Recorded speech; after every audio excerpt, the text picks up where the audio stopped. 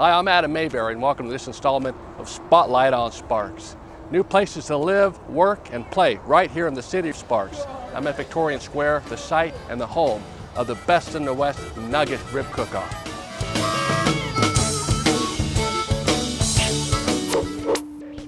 Two new projects have changed the skyline and landscape of Victorian Square forever and created the type of environment city leaders have been seeking for years. The city wanted something to happen here, and we were able to come in with and expand on their idea and make it happen. SILVERWING Development and LandCap Investment Partners both believed in the city's vision and have generated new excitement in the urban core of Sparks. The timing could not be better. It's really exciting to see something finally happen in us to have a vibrant downtown instead of parking lots for our great special events. But I'm excited because it's going to change downtown Sparks, and we'll actually have a downtown where people live and they work and they play, and I think that's super exciting for the city. The Fountain House and Square One apartments both opened this summer. It has been decades since there was any new residential construction in the heart of Sparks, and city leaders work to attract developers to their vision of a vibrant downtown. I've been here on this council since 1999, and since that time trying to get something built down here. We couldn't get an outhouse built down here. Well, now, well, now thanks to Jay and his group, we got some great apartment houses here. We have more coming. I'm very excited about what downtown is going to be in probably 2.5 years. Revitalized by an influx of new people who want to live where the action is and where they can walk or bike in a self-contained community that is close to public transportation, freeways, and everything else. So we have a long history of doing redevelopment on Victorian Square, and we've worked very hard to put in the infrastructure. And the other piece that we really accomplished over the last 10 years or so was assembling a lot of the land so that we had control of big parcels of land. And then as the economy turned around, we had a developer come to us and say, I have an idea for a project and would you work with us? And as it turned out, the city didn't need to do anything in the way of subsidy. The project penciled as a purely for-profit project, and so it made sense. Fountain House is a $35 million investment in downtown Sparks, constructed by SILVERWING Development, which offers upscale urban lifestyle apartments, some with garages, and was built on land that was previously a parking lot. Now it will be home for hundreds of workers, families, and students. We really want more people living downtown. The special events in Victorian Square are fantastic, and on those days there's lots of life. But when there's not a special event going on, sometimes you can shoot a cannon down Victorian Square and not hit anybody, right? So we need to develop that energy where there's people down here regularly that can support retail and restaurants and bring that life to our downtown. The Square One apartments used to be the Silver Club Hotel, which sat vacant for more than a decade.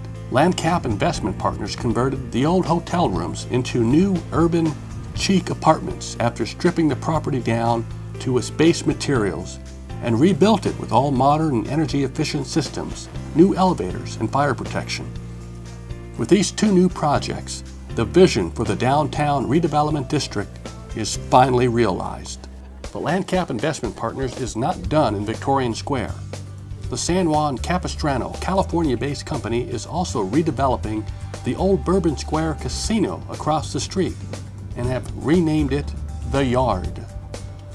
The 3-story property will be repurposed with specialty shops and unique restaurants on the first floor, with possible commercial and residential use planned for the upper floors. The Yard is expected to be completed in mid-2017. Both Square One and The Yard represent a $30 million investment in Victorian Square. Councilwoman Julia Ratti has served the city of Sparks since 2008. She has a list of accomplishments and has provided dedicated service to the residents of this great city. She steps down in November of 2016, and we were privileged enough to spend a little time with her as she reflected on her years of service. So, Councilwoman Ratti, you're just wrapping up 8 years on the Sparks City Council, and you have opted to step aside after 8 dedicated years of service. So let me begin asking you, did the job live up to your expectations? So the experience has been fabulous, and in that way it's more than exceeded my expectations. Some of the people that I've had the opportunity to work with and some of the things that I've been able to do are the opportunity of a lifetime. It was nothing like what I expected it to be, however, and certainly the fact that I got elected right as the Great Recession was hitting and the bottom was falling out of the housing market, and of course then that meant the bottom was falling out of the city's budget as well, really changed and colored the rest of my time here as a city council person. But it's been a fabulous experience and take away a great deal of good memories. Well, you have led some accomplishments. I know that when you came on board, you had some key issues that were important to you, and you've accomplished a lot of those. So let me just ask you a little bit about your accomplishments. What are some of your most proudest things that you were able to achieve on the council? Sure. Well, certainly one of the things that I hope to bring to the table was a focus on environmental sustainability. And so probably some of the big accomplishments there are during the Great Recession, there were some federal funds that were made available through the ARA Act, and we were able to put those to some really good use. Took a big jump forward in solar at the city of Sparks. And so now we have great solar installations at the police department, fire departments, and parks. Really do have the opportunity to generate some of our own power, and that then saves us money as a city. So both environmentally sustainable and fiscally sustainable. So that was exciting. And then towards the end of my time in office, we finally got to single stream recycling. And that was something that a lot of people I knew in the city had been asking for quite some time. It took us a while to get there, to amend the franchise agreement to have that service available to our citizens, but again, taking steps toward being an environmentally sustainable community, and those are two things that I really wanted to work on when I first got in, was more renewable energy and the recycling piece. So those were exciting. Excellent. Tell us about the lows. Were there some points, some issues that you wanted to see move forward that perhaps fell short? Not as a result of your efforts, of course, but just of the environment that we live in. Well, I wasn't ready to move off of accomplishments, so no, absolutely.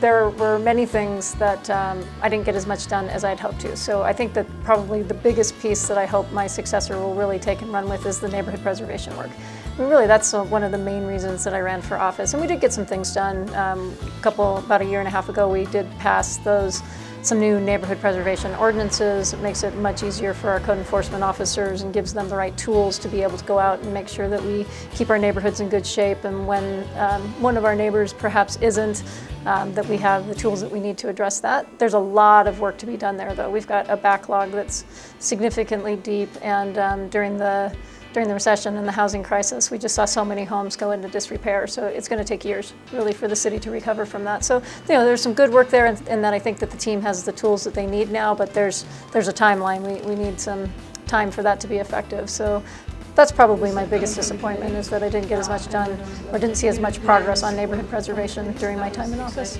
But your ward is in the redevelopment district, Victorian Square.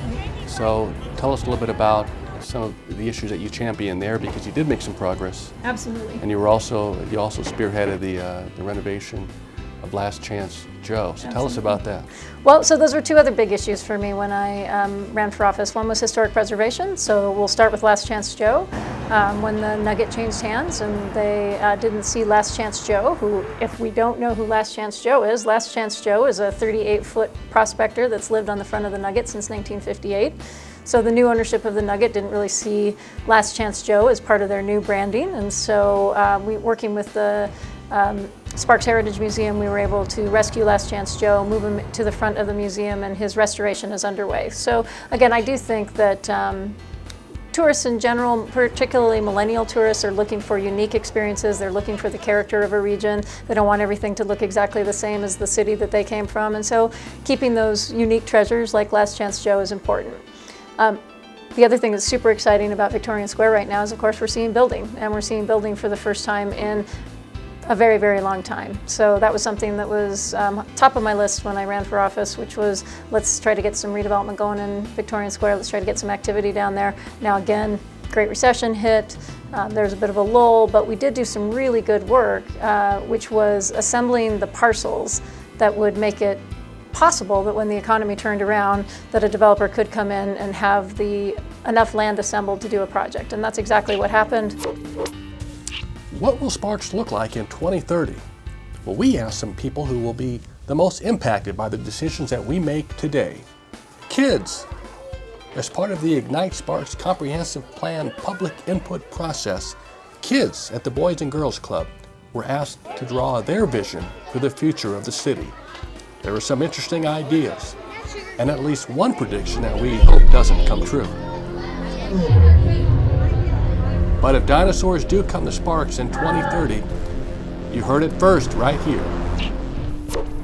Despite an excellent snowpack recently, the city of Sparks still remains in drought conditions.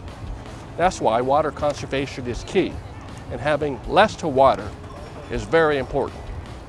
City of Sparks officials and council members understand the importance of the need to conserve water, even when there is a surplus. Area residents have done a great job conserving water, following stricter guidelines.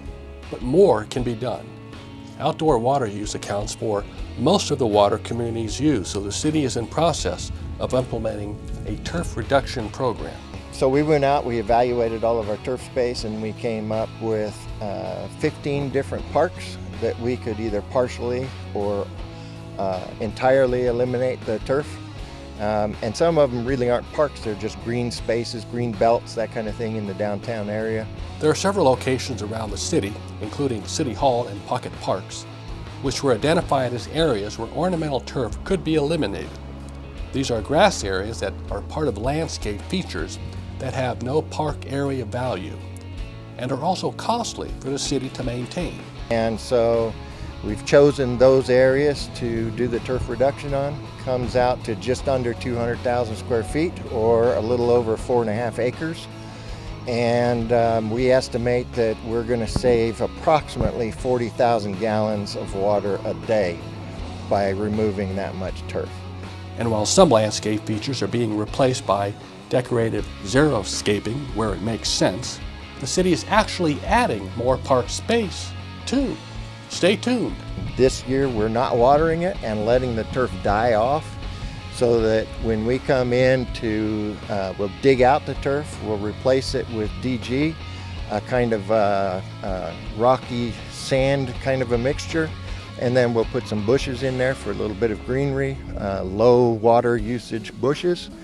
And so it'll still have curb appeal, but won't be water hungry. One park in particular out in Wingfield that we're going to be removing the turf, and then we're going to put in a little dog park.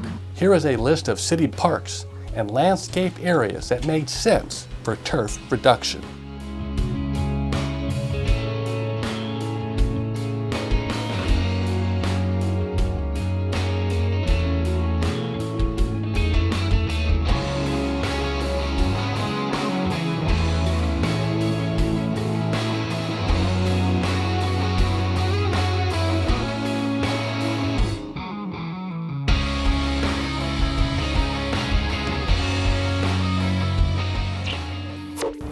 The City of Sparks is leading an effort to build a statewide Veterans Memorial. Here's some details on how you can help and become involved. The Nevada Veterans Memorial Project is off to a great start with some big donations from local business people. The statewide Memorial Plaza will honor Nevada's fallen servicemen and women dating back to 1864. Sparks City Councilman Ron Smith has been instrumental in bringing the project to fruition. You know, I'm a vet, my father-in-law is a vet, my father was a vet, my son is in the Air Force now, I've been in since '95, and I just felt that we needed to honor our vets, the ones that have given their life for this country. And you know, less than 2% of the people in this country has ever served in the armed forces. So when they go out and put their life on the line and they come back, or they don't come back for one reason or another, they should be honored. They're all heroes to me, everybody that's been in the service. And so the only way I could think of doing it was to build something to, not a shrine, not for the families, but for the vets themselves. Private contributions will fund the project entirely.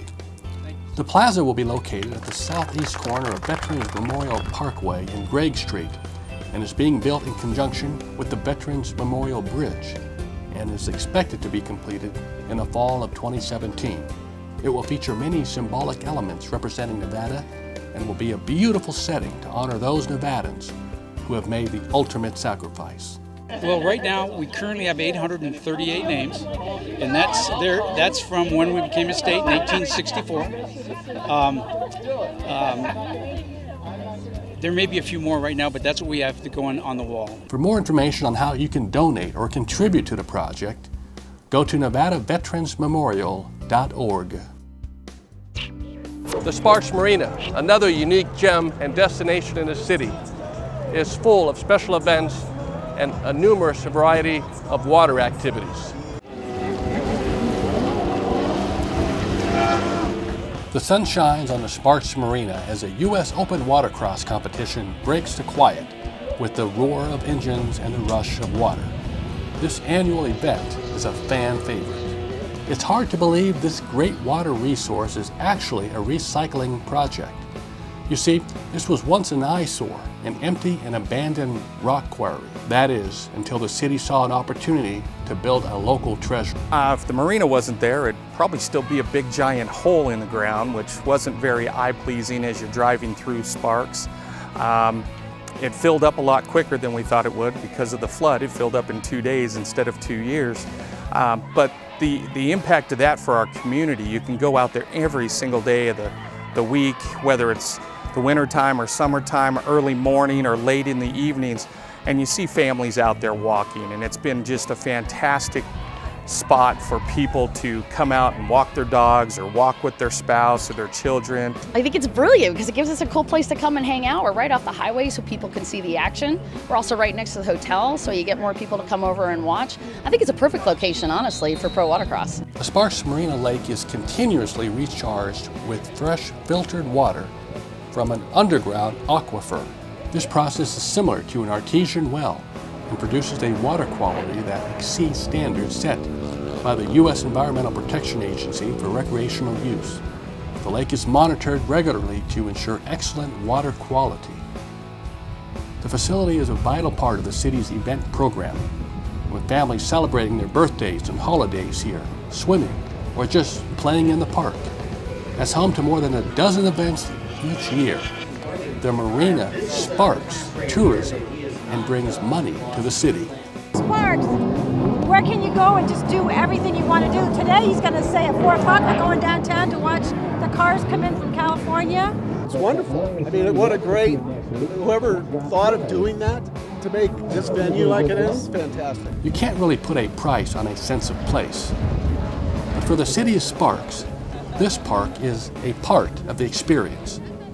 As new construction grows at the Legends Mall, it ensures the marina will hold its winning role as a main attraction for the city.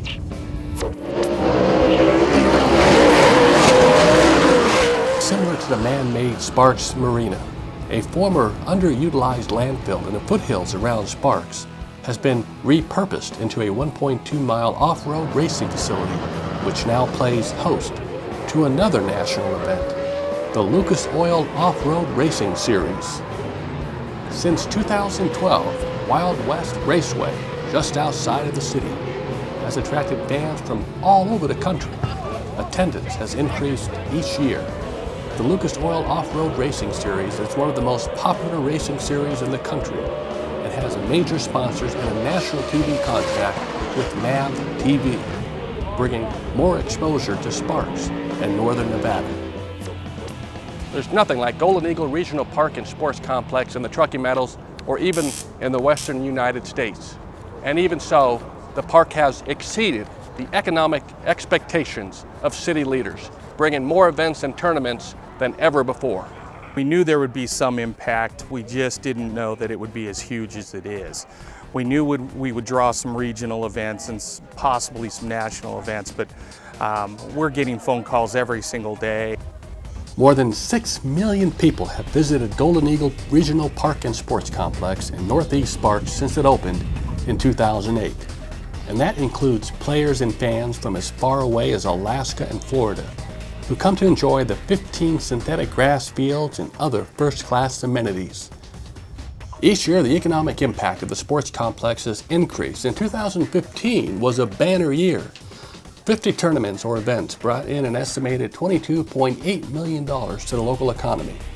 Because of Golden Eagle's world-class facilities, millions of people visited Sparks over the years who otherwise would not have.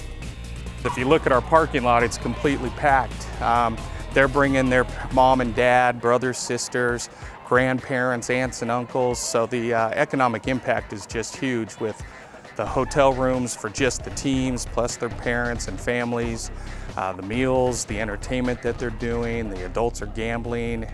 The economic impact is just huge for our community. The 140-acre facility boasts the largest single installation of artificial turf in North America at 1.4 million square feet. In addition to the 15 synthetic fields for baseball and softball, a stadium-sized football field and multi-purpose fields, there are 2 bocce ball courts, 3 concessions, and a 3,600 square foot restaurant and sports bar. However, the facility continues to expand. Basketball courts and batting cages are coming soon. We've had 3 weddings out here. We've got cross-country meets that have run out here for the high school association, just about everything. We're trying to work a deal for Quidditch from the movie Harry Potter. Golden Eagle is home to more than 500 local adult softball and kickball teams playing 11 months of the year, as well as youth football, soccer, baseball, and softball leagues, games and practices, including Pop Warner and the American Youth Soccer Organization. The facility also hosts numerous regional and national tournaments for organizations like the Amateur Softball Association, Senior Softball USA, and Triple Crown Sports, including televised events. Approximately 9,000 games were played at Golden Eagle in 2015. 1,172 teams visited Sparks, which equates to over 45,000 room nights. Golden Eagle Regional Park is a great place to play, but it is also a tremendous economic asset for the city. Hot August Nights returned to Sparks and Victorian Square for the 30th year in 2016. It is the largest classic car show in the world and features classic car shows, cruising events, drag races, entertainment, food, and much more, and brings car-loving locals as well as thousands of visitors and millions of dollars to Sparks each summer. While city officials work each year to bring new and unique events to Victorian Square and the Marina, Hot August Nights, like the Nugget Rib Cook-Off, remains a fixture in the event season each year and is the event that started it all. If you live in Sparks, the city just may help you fix things around your house. Got a leaking roof? Dangerous fireplace, perhaps? And check and see if you qualify for money to help get the work done. The city wants people to be safe in their homes and has some federal funds available for health and safety projects. There are 2 ways for the city to help: free grant money or a deferred loan that doesn't have to be paid back until the property is sold. Some of the qualifying repairs include mechanical, electrical, plumbing, doors, windows, foundations, or ADA issues. To qualify, you must have lived in your home for at least 1 year and meet the income guidelines. The amount of money you could get varies by the household, but can be as much as $20,000, $30,000, or even $50,000. For more information, call 353-7895. And now more of our interview with Councilwoman Julia Ratti. As a member of the City Council, you also serve on a lot of boards and commissions other than the Sparks City Council. That kind of goes along with the job in this region. Tell us a little bit about your roles on some of the more important commissions that you serve on and some of your accomplishments. One thing that comes to my mind, obviously, is the Health Department and your efforts with the emergency management systems. So very excited about my participation on the Board of Health. That really has been some of the most enjoyable work that I've done as a City Council member. I had a passion for health and human services that I brought with my background in nonprofit management and the consulting work that I had done in health and human services in our community. And so that was one that was particularly interesting. I didn't know that I would know this much about emergency medical services. I didn't know that ambulance services were such a big deal for our community, but they were. And so we did a lot of work on really modernizing the partnership between our fire personnel throughout the region and the emergency medical services provider, REMSA. All of that's tied up in a franchise agreement that was really in need of being updated to meet some better transparency of data so that we could have a much stronger look at what was effective, and so that we could make our decisions based on data-driven decision makings and not just, or data-driven decision making and not just turf or deciding, you know, based on opinion. So we're making some great progress there. I think you're going to see it in the next couple of years in patient outcomes when those increased communication systems, better governing, better franchise agreement, and that will make a big difference for the region. Turning to the more personal side of Julia Ratti, how have you been able to balance your time? You have a full-time job that's very demanding, and yet you as a public servant, there's also some demands put on you in that realm. So have you learned anything about yourself? Have you learned some new time management skills? To tell us a little bit about that. I have the most detailed color-coded calendar that you have ever seen. It is a work of art for sure. It certainly, there is that aspect of it where you're trying to, if you will, serve a couple of masters, and you've got your full-time job. And in my case, of course, I work for the Girl Scouts of the USA. I was the CEO of the Girl Scouts Council here, and what really made it work for me is that it's more about it's more about making the world a better place. And so whether I'm sitting in the chair as a Sparks City Council member, or I'm working with the Girl Scouts to help the young women advance their next community service project to make sure that we have the infrastructure that allows them to do that, it really is all about strengthening our community. And so I found that there were lots of places where those two roles blended nicely for me to just be out in the community and working on issues, and that might be as the CEO of the Girl Scouts, or in my current role, or that might be as a city council member. And then there were other places where, it really was just a matter of making sure that the top priorities got the attention.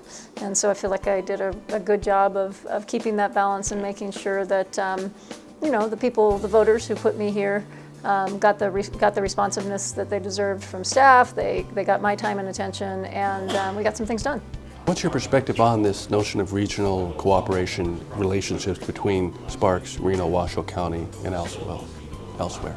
I think we've made some great progress in some areas, and I think there's still some work to do in others. And I think anytime you get one of those really tough issues where not everybody gets what they were looking for out of the final decisions, sometimes that can be a setback. But I have a lot of faith in the people who step up to do these jobs, and I think that it's going to be fine. Well, Councilwoman Ratti, thank you for your help and your service, and it's been a pleasure working alongside with you. You've done a remarkable job. You really have, and we're going to miss you, and we're very proud that we've had Julia Ratti, one of the few women, I want to add, that has had the privilege to serve on the Sparks City Council. So thank you for all Thanks, that you've done. I've really, really enjoyed my time as a city council member. It's something I'll cherish for the rest of my life. Thank you. Thank you. That concludes this installment of Spotlight on Sparks. Make sure you follow us on all our social media channels. From all of us at the City of Sparks, thanks for watching.